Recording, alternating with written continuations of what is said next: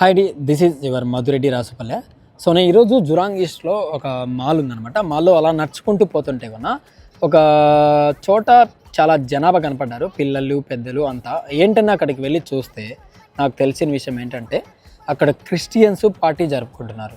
వాళ్ళు వచ్చేసి every month first week Sunday 2 గంటలకు స్టార్ట్ చేస్తే 4 గంటల వరకు పార్టీ జరుగుతుందంట.